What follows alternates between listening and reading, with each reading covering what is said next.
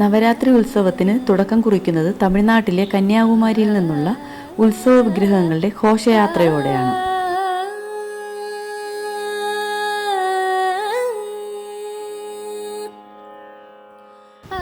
നാഞ്ചിനാട്ടിലെ കൽക്കുളം താലൂക്കിലെ പത്മനാഭപുരം കൊട്ടാരത്തിൽ നിന്നുള്ള സരസ്വതി, വേളിമലയിലെ കുമാരകോവിലിൽ നിന്നുള്ള കുമാരസ്വാമി, ശുചീന്ദ്രത്തിൽ നിന്നുള്ള 300 നങ്ക തുടങ്ങിയ വിഗ്രഹങ്ങളാണ് ആചാരപൂർവമായ ഘോഷയാത്രയോടെ തിരുവനന്തപുരത്തെത്തുക.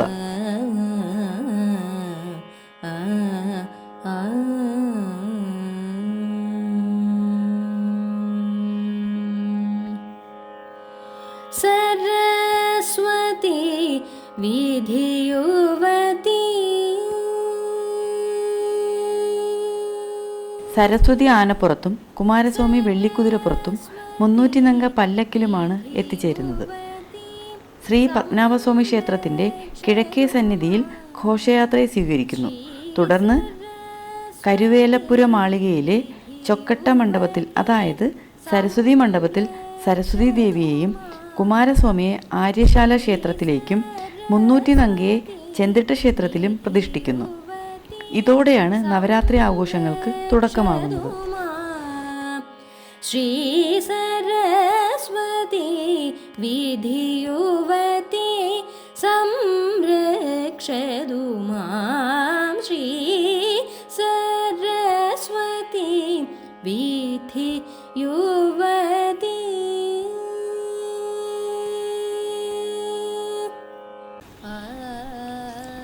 നവരാത്രി ആഘോഷങ്ങൾക്ക് ബൊമ്മക്കൊലു ഒരുക്കാറുണ്ട്.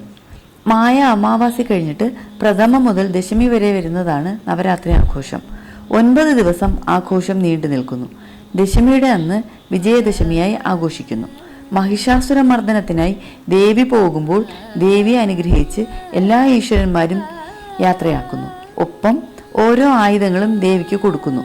ഈ ഒരു ഐതിഹ്യമാണ് ബൊമ്മക്കൊലു ഒരുക്കുന്നതിൻ്റെ പിന്നിലും. അതാണ് ഓരോ ദൈവങ്ങളുടെയും രൂപത്തെ മണ്ണിലും കളിമണ്ണിലും തടിയിലും ചെയ്ത് ഒരുക്കിയിരിക്കുന്നത്. കലശമാണ് ദേവീ സങ്കല്പത്തിൽ ഒരുക്കുന്നത്. 9 ദിവസത്തെ പൂജയിൽ ആദ്യത്തെ 3 ദിവസം ദുർഗാദേവിയെ പൂജിക്കുന്നു. അടുത്ത 3 ദിവസം ലക്ഷ്മി ദേവിയെയും അതിനടുത്ത 3 ദിവസം സരസ്വതി ദേവിയെയും പൂജിക്കുന്നു. എല്ലാ ദിവസവും 2 നേരം നിവേദിക്കാറുണ്ട്. ദേവിയെ ആവാഹിച്ചു കൊണ്ടുവരുന്നു എന്നും പറയപ്പെടുന്നു. മരപ്പാച്ചി എന്ന രക്തചന്ദനത്തിൽ ഉണ്ടാക്കിയിരിക്കുന്ന ബൊമ്മയും പ്രധാനമായി വയ്ക്കുന്നു. സരസ്വതി വിധിയുവതി സംരക്ഷതു. ഇവ 5, 7, 9, 11 തട്ടുകളിലായി നിരത്തി വയ്ക്കുന്നു. എല്ലാ ദിവസത്തിലെ നിവേദ്യത്തിലും ഓരോ വിഭവങ്ങൾ ഉണ്ടാക്കി വയ്ക്കുന്നു. ഈ ബൊമ്മക്കൊലു കാണാനായി ആളുകൾ എത്താറുണ്ട്. ദേവി ഉപാസന സങ്കല്പിച്ച് സുമംഗലിക്കും 9 വയസ്സിന് താഴെയുള്ള പെൺകുട്ടികൾക്കും അവരവരുടെ സ്ഥിതി അനുസരിച്ച് പുടവ, പൂവ്, കുങ്കുമം, അടയ്ക്ക, വെറ്റില, കുപ്പിവള, മധുരം തുടങ്ങിയവ നൽകാറുണ്ട്. ആദ്യ ദിവസത്തിൽ നിവേദിക്കുന്നത് അവലും മലരും പഴവും അടങ്ങുന്ന പടുക്കയാണ്. ഒപ്പം വിനായകന് ഉണ്ണിയപ്പവും നിവേദിക്കുന്നു.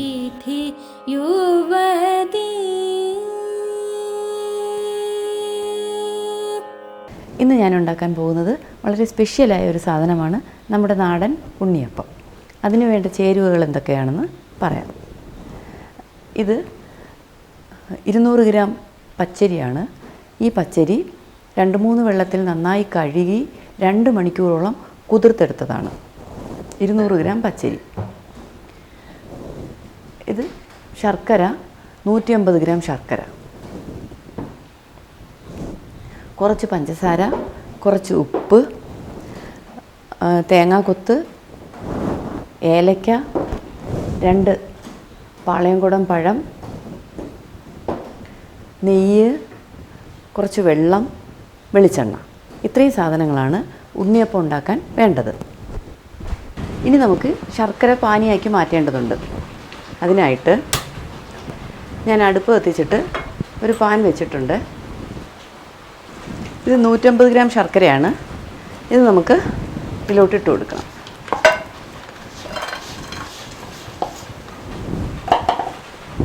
ഇതിൻ്റെ കൂടെ ഒരു 1/4 കപ്പ് വെള്ളം. ഹൈ ഫ്ലെയിമിൽ തന്നെ ഇരിക്കട്ടെ. ശർക്കര പൊട്ടിച്ചപ്പോൾ കുറച്ച് കട്ട കൂടുതലായിപ്പോയി. കുറച്ചുകൂടെ പൊടിയണമായിരുന്നു. ഇത് പെട്ടെന്ന് തന്നെ അലിഞ്ഞ് കിട്ടും. കുറച്ചുകൂടെ പൊടിച്ചിരുന്നെങ്കിൽ പെട്ടെന്ന് അലിഞ്ഞ് കിട്ടിയേനെ. ഹൈ ഫ്ലെയിമിൽ തന്നെ ഇരിക്കട്ടെ. തിളച്ച് തുടങ്ങിയണ്ടോ? ഇനി പെട്ടെന്ന് അലിയും.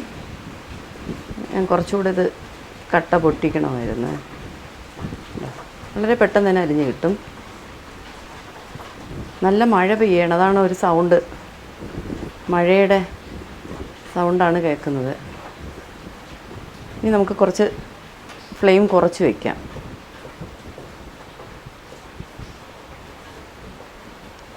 നല്ലതുപോലെ ശർക്കര അലിഞ്ഞ് കഴിഞ്ഞിട്ടുണ്ട്. ഇതിൽ ഇങ്ങനെ പത പോലെ ഇരിക്കുന്ന കാര്യങ്ങൾ കോരി മാറ്റണം.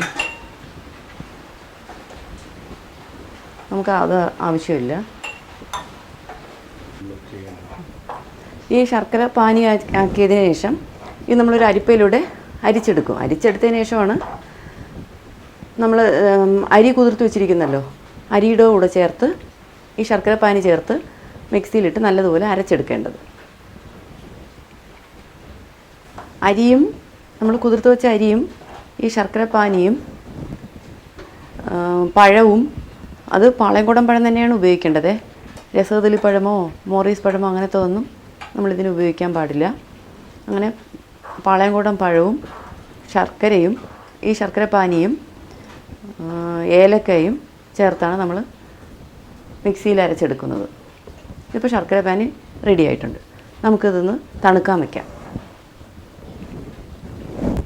ഇനി നമുക്ക് ഈ കുതിർത്ത പച്ചരിയും ശർക്കര പാനിയും ചേർത്ത് നന്നായി അരച്ചെടുക്കേണ്ടതുണ്ട്. അതിനായി ഒരു മിക്സിയുടെ ബൗൾ ഞാൻ എടുത്ത് വെച്ചിട്ടുണ്ട്.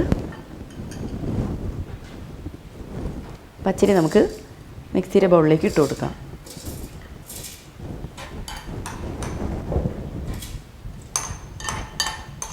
ഈ വെള്ളം മുഴുവനും ഊറ്റിക്കളഞ്ഞതിന് ശേഷമാണ് ഈ പച്ചരി ഇതിലിടേണ്ടത്.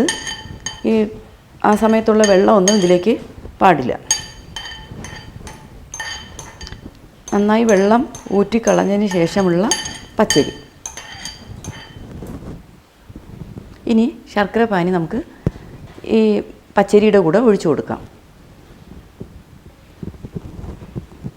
ശർക്കര പാനി ചേർത്തതിന് ശേഷം നമുക്ക് 2 പാളയംകുടൻ പഴം ഇതിൻ്റെ കൂടെ ഇട്ട് കൊടുക്കണം. ഒരു 3 ഏലക്ക, 3 ഏലക്കയും നമ്മളിതിൻ്റെ കൂടെ ഇട്ട് കൊടുക്കുകയാണ്. ഇതിലിപ്പോൾ കുതിർത്ത അരിയും ശർക്കര പാനിയും ഏലക്കായും പാളയംകുടൻ പഴവുമാണ് ഉള്ളത്. ഇത് നമുക്ക് നന്നായി അരച്ചെടുത്ത് കൊണ്ടുവരാം. നല്ലതുപോലെ ഇത് അരച്ചെടുത്തതാണ്. ഇതിൽ അരിയും ശർക്കരയും പഴവും ഒക്കെയാണ്.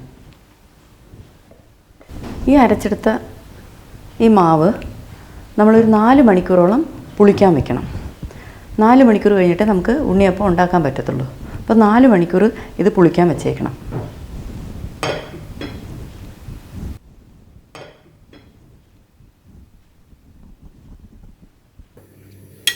4 മണിക്കൂർ പുളിക്കാൻ വെച്ച മാവാണിത്. ഇതിപ്പോൾ നല്ലതുപോലെ പുളിച്ചിട്ടുണ്ട്. നമുക്കിനി ഇതിലേക്ക് ചേർക്കാൻ വേണ്ടി തേങ്ങാക്കൊത്ത് നെയ്യിൽ വറുത്തിടേണ്ടതുണ്ട്. അതിനായിട്ട് ഞാനൊരു പാൻ എടുത്ത് അടുപ്പിൽ വെച്ചിട്ടുണ്ട്. ഈ പാനിലേക്ക് പാൻ അല്പം ചൂടായ പാനിലേക്ക് നമുക്ക് ഒരു 2 സ്പൂണ് നെയ്യ് ഒഴിക്കാം. ഒരു 2 സ്പൂൺ നെയ്യ് മതിയാവും. ഇനി നമുക്ക് ഈ തേങ്ങാക്കൊത്ത് ചെറുതായിട്ട് അരിഞ്ഞതാണ്, നമുക്കിത് വറുത്ത് കോരണം.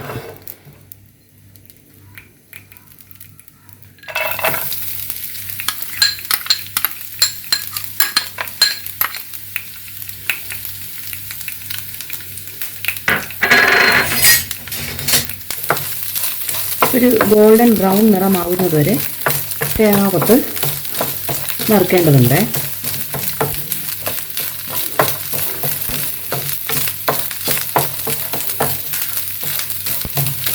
അതിന് കുറച്ച് സമയമാവും. നമ്മൾ നെയ്യിലിട്ട് ഇങ്ങനെ വറുത്തുകൊണ്ടിരിക്കുകയല്ലേ, കുറച്ച് സമയമാവും. തേങ്ങാക്കൊത്ത് ഗോൾഡൻ ബ്രൗൺ നിറം വരെ ആകുന്നത് വരെ വറുത്തെടുക്കാം.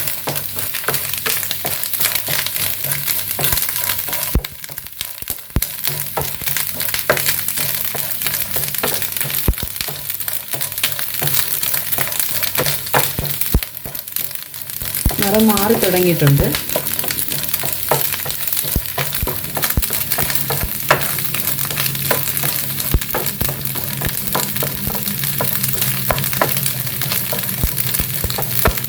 ഞാൻ ഫ്ലെയിം കൂട്ടി തന്നെയാണ് വെച്ചിരിക്കുന്നത്. തുടർച്ചയായിട്ട് ഇങ്ങനെ നമുക്ക് ഇളക്കി കൊടുക്കാം. ഏതാണ്ട് ആയി. തേങ്ങാക്കൊത്ത് ബ്രൗൺ നിറം കളറൊക്കെ നല്ലതായിട്ട് ചേഞ്ച് ചെയ്യുന്നത് നിങ്ങൾക്ക് കാണാൻ പറ്റും. ഏതാണ്ടായി കഴിഞ്ഞു. ഇനി ഫ്ലെയിം ഒന്ന് കുറച്ച് വയ്ക്കാം.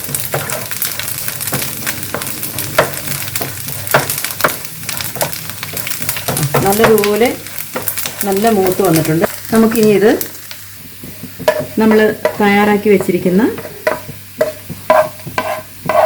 ഉണ്ണിയപ്പം മാവിലേക്ക് ഇട്ട് കൊടുക്കാം.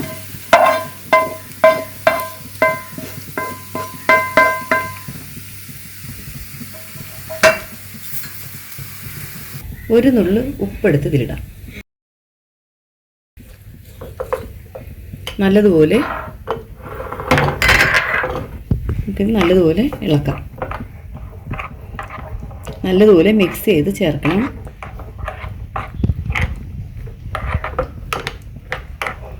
ഇത് നമ്മൾ 4 മണിക്കൂർ പുളിക്കാൻ വെച്ചിരുന്നല്ലോ, അപ്പോൾ ഇത് അല്പം കട്ടിയായിട്ടുണ്ട്. നമുക്കിനി കുറച്ച് വെള്ളം കൂടെ ഇതിനൂടെ ചേർക്കാം. സാധാരണ വെള്ളം മതി, അല്ലാതെ തിളപ്പിച്ച വെള്ളമൊന്നും വേണ്ട. സാധാരണ വെള്ളം ചേർത്ത് ഒന്നുകൂടി ഇളക്കാം.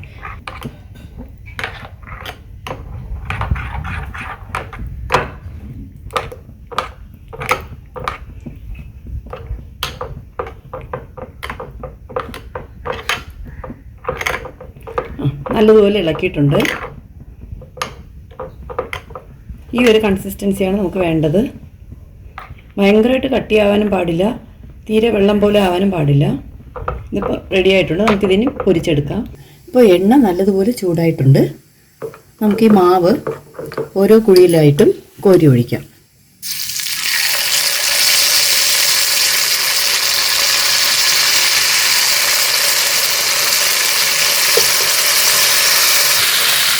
ഫ്ലെയിം ഒന്ന് കുറച്ച് വയ്ക്കാം. ഞാൻ പറഞ്ഞ അളവിൽ അരിയും ശർക്കരയും എല്ലാം എടുക്കേണ്ടതാണ്. എന്നാൽ വളരെ സോഫ്റ്റായ ഉണ്ണിയപ്പം തന്നെ നമുക്ക് ചെയ്തെടുക്കാൻ പറ്റും. വളരെ കുറച്ചാണ് ഇപ്പം വെച്ചിരിക്കുന്നത്. അല്ലെങ്കിൽ അകവശം ഉണ്ണിയപ്പത്തിൻ്റെ അകം വേകാതെ വന്നു പോവും.